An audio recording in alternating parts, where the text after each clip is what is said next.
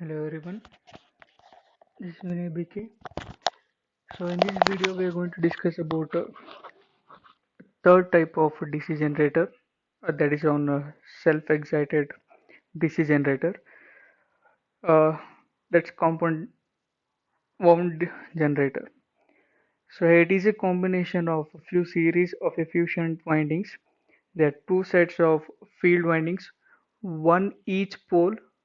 One is in series and other in parallel with the armature. Just look here, one in series and the one is with the parallel. So here a compound wound generator can be classified into two types. One is a shunt, that is a short shunt compound DC generator, and the one is a long shunt compound DC generator. Short shunt means where only the shunt field winding is in parallel with the armature field winding. Similarly, a long shunt is a shunt field windings are in parallel with both armature and field, that is a series field winding. Here, in case of short shunt, the shunt field winding is in parallel with armature only. Here, the shunt field winding is in parallel with a combination of series field winding and armature winding. So, coming for the current and voltage relations, in case of short shunt, so here the series field current, just look at here, ISC, this is same as IL, that is current flows to the RAC is ISC. So this ISC is the same as IL. So that ISC equals to IL. So if you want to get a shunt field current ISH, this is given by neglecting this armature, apply KVL.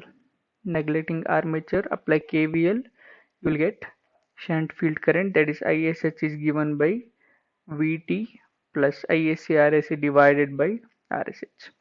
Similarly, terminal voltage you can get it by neglecting the shunt field winding. By neglecting the shunt field winding, apply KVL to this loop, you can get terminal voltage.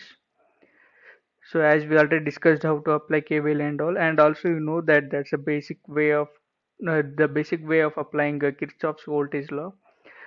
So power developed in armature, here the power is developing with the help of prime mover. So that is given by Eg into Ia. Similarly, delivered to the load is IL into RSC. That is, sorry, Vt into IL. Vt into IL, or else you can say it as IL square into RSC is a power given to the load. Similarly, for long shunt, here Ia is given by, that is same as ISC, current flows to the series field winding current, which is same as current flows from armature. So this Ia is given by applying KCL to this node.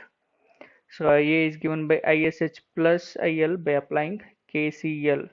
Similarly, ISH is given by Vt divided by RSH, as there is no series field winding here, so that the voltage across RSH is same as Vt because of the parallel combination voltage is same. Similarly, terminal voltage, by neglecting shunt field winding, apply KVL here, you can get terminal voltage Vt. Similarly, power developed is Eg into Ia, power delivered to the load is Vt into Ia. Thank you.